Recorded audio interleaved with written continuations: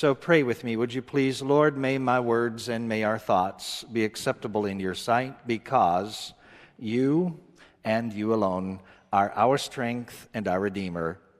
Amen. Well, in this season of Advent, we are exploring these stories that, frankly, if they weren't appointed texts, I wouldn't want to read them. They just make me as nervous as a cat on a hot tin roof. That's a Montana expression. So I want us to think about nativity scenes. How many of you like nativity scenes? I love nativity scenes. Do any of you have any collections? Awesome. I want to see them. I really do. One of the things that I like about nativity scenes, as illustrated on the screens, is that there's so many different types. Now, you have the basics, right? You almost always have, well, I've never seen a nativity scene that doesn't have Mary and Joseph and a baby, right? But apart from that, there can be a lot of extras. So just look at these. You will see that in each of these nativity scenes, something different in each one tends to be pronounced. Like this one, the angel. You cannot look at this nativity scene without seeing the angel. Well, Meredith and I, before kids, she was pregnant with our first, which means that this is 25 years ago. We went to Eureka Springs. Have you been there? And that European-like downtown. And there was this Christmas store. And I love Christmas, so I was drawn to the Christmas store. Meredith likes Christmas, but not like I do. I was drawn to this Christmas store, and she said, well, I'm going to go look at some other stores. So I go in, and there are a billion, I'm only exaggerating by a million, nativity scenes. I mean, you've seen these Christmas stores, right? Have you seen these Christmas stores, some of you? Okay. So I'm amazed, and I see this one particular nativity scene. This is before iPhones, or I would have taken a picture. And this one particular nativity scene, just like these, had something I had never seen before. What was pronounced were the angels, and there were two of them. They were large. And what fascinated me is that these huge, relatively speaking, angels to the rest of the scene, they were humongous, and they bowed very slowly toward the Christ child. And I thought, now that's amazing. Somebody created this with a battery-operated system so that they would bow. And they would just slowly go toward the Christ child. And then as I'm watching this, there was a psst. Guess what? It was created to have a can of Glade inside so that when the angels got to this, there was a psst, and you were overcome with the aroma of pine needles. Now that's a brilliant creation, isn't it? I wish I would have bought it, but it was $250 25 years ago. I don't know what it would be today. But I want you to notice that in the Gospel of Luke, there is something unique about his nativity scene that is extraordinarily unusual. No other gospel writer has a nativity scene like Dr. Luke, the physician. And he's very adamant about his nativity scene. Do you know who is the most prominent character in Luke's nativity scene? And the answer is not Jesus. This is a time for interaction. John the Baptist. For Luke, John the Baptist is right there in the center. This is an icon that I got from Dr. Rieger. He found it at an auction. It came from Russia, 1917. I treasure this icon. I hesitate to tell you about it because some of you might be envious of it. And others of you would say, well, it's just a picture to me, but it is extraordinarily valuable because if you were able to look more carefully and closely, you would see that this is a descriptor of John the Baptist, the one who gave up his head because he was sold out to proclaiming the good news of Jesus. Now, I'm not going to call him John the Baptist today. And I'll tell you why. Because every time I preach about John the Baptist, somebody comes up to me and says, okay, if John is the Baptist, then the other characters, who are they? Well, John is not a Baptist. He's the last of the Jewish prophets who is like a lot of other prophets. He's just plain weird. As somebody once said, if you can't be holy, be weird. It's the next best thing. Well, Johnny B is what I'm going to call him. Now, you'll never forget this sermon if I call him Johnny B, right?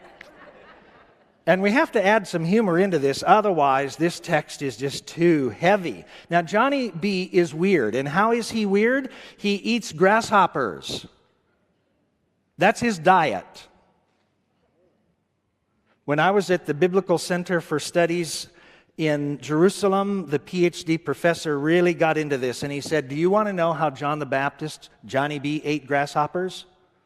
Have any of you wondered about this? Did you wake up in the night thinking, how did John the Baptist eat grasshoppers? Well, the professor said you pull off the legs, and if you prefer crunchy, you leave the legs on. Have I ruined your appetite? So that was his diet. He dressed strangely. You can't really tell through this icon, but he wore a camel hair jacket in first century Palestine, which would have been extraordinarily hot. There's not much winter there. So he not only eats weirdly, he not only dresses weirdly, but he smells terribly. Do you get the picture of Johnny B? Now, here's the thing about Johnny B. He would have failed the Dale Carnegie course. Because I want you to imagine at a Christmas party, just use your imagination. You're the host, you're inviting people to your home, and the greeter is Johnny B. Now, what Pastor Ben did not read on purpose, because I asked him not to, is do you know what Johnny B greeted people with as they came to hear him preach? He called them snakes. You brood of snakes.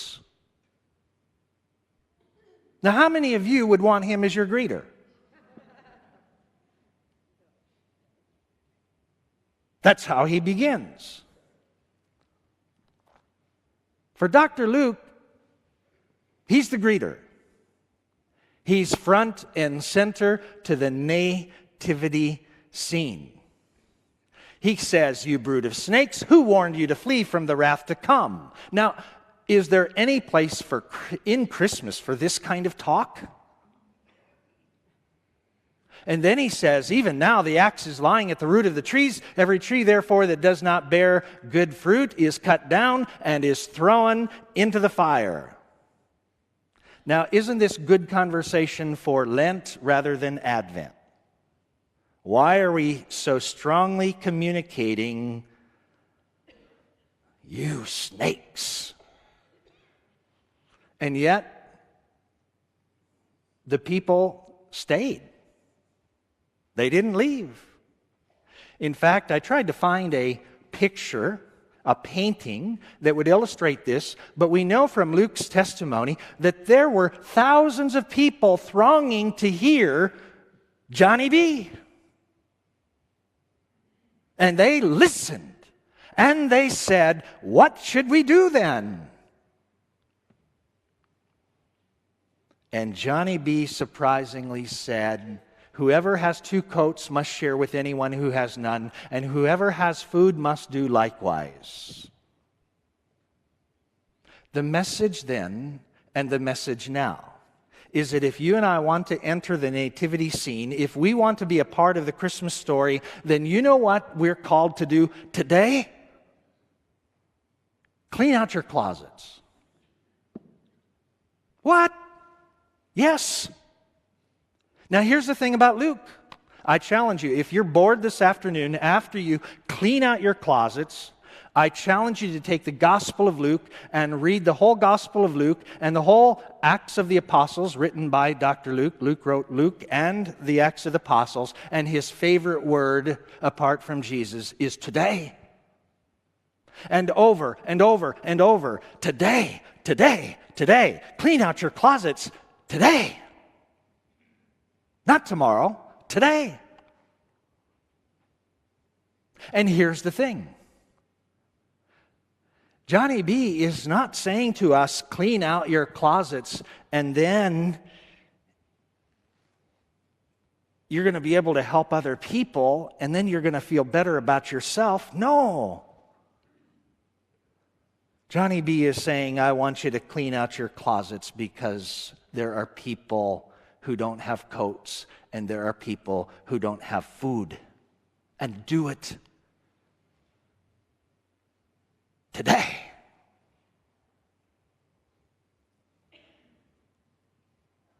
Putting it plainly, you and I, as a part of the Advent message, are called to share what we have with those in need today.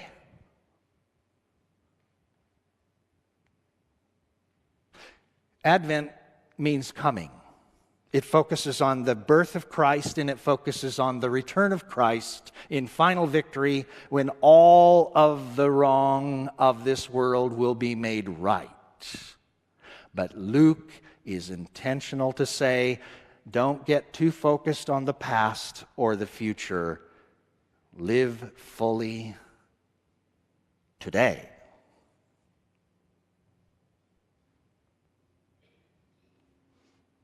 Be generous today.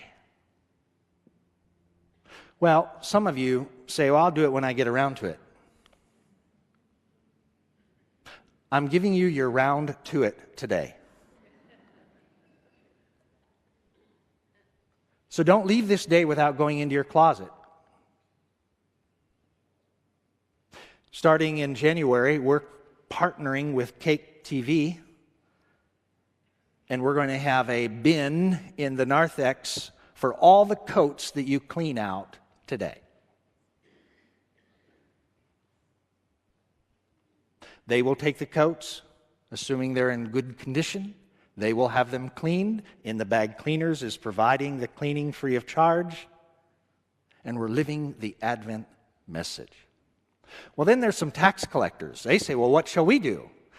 What does Dr. Luke say? Collect no more than the amount prescribed for you. You know who the tax collectors were? They were the dirty scumbags of the Palestinian world.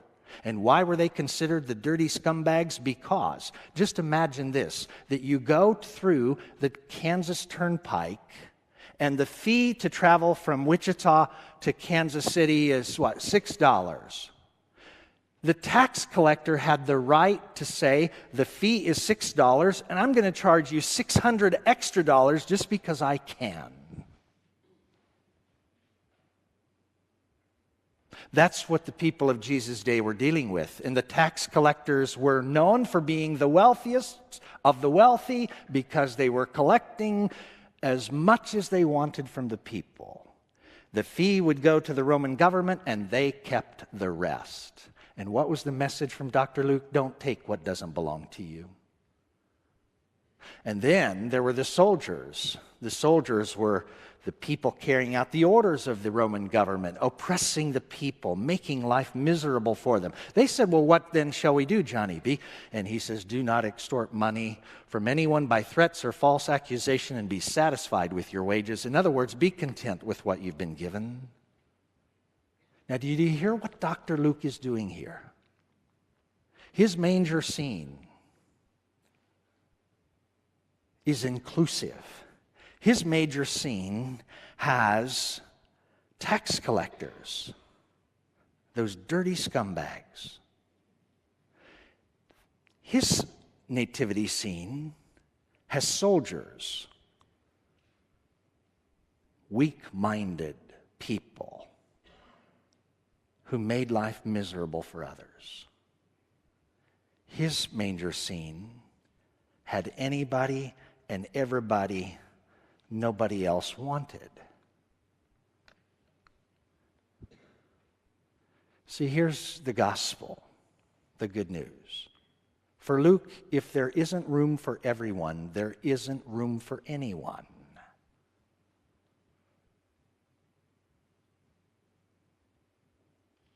Now, I want you to use your own imagination. If Dr. Luke were here today, who would be the modern-day tax collectors and the modern-day soldiers who would be invited to the manger scene?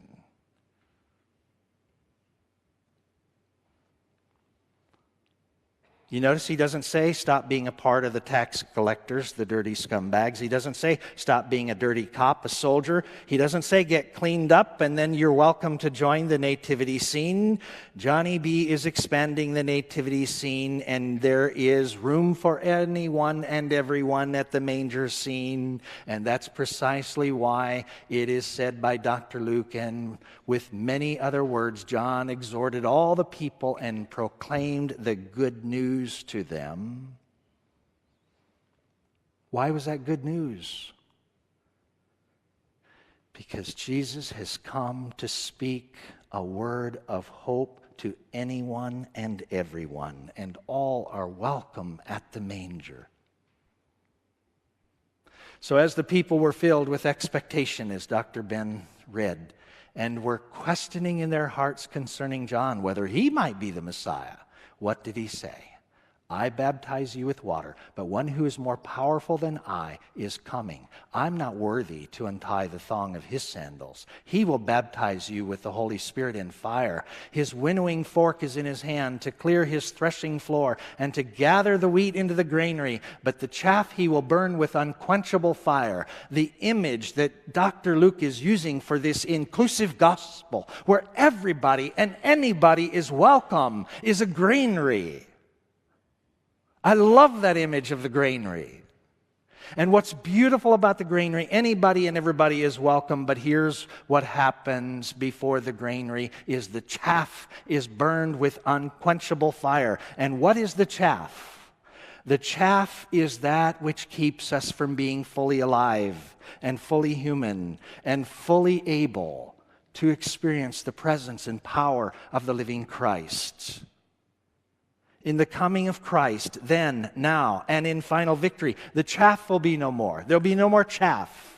That means there'll be no more hoarding, no more holding on, no more taking what isn't mine, no more lack of content with what I have, no more greed, no more envy, no more jealousy, no more I'm not worthy to be at the manger scene, no more God could never forgive me, God will never ever accept me. There's no more of that.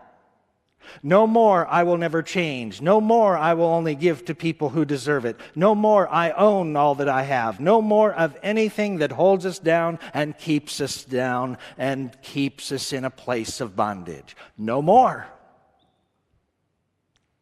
There's no more guilt, no more shame, no more low self-esteem, no more low self-confidence, no more of anything that isn't completely and purely good news. And that's Dr. Luke at his best. So, the nativity scene, according to Dr. Luke, is, and Dr. Jesus for that matter, is who's there? Anybody and everybody. Because, let me say it again, if there isn't room for everyone, there isn't room for anyone. So, let's go to the end of this. Here's what I invite you to do this week. Look at these questions. What is God saying to you today?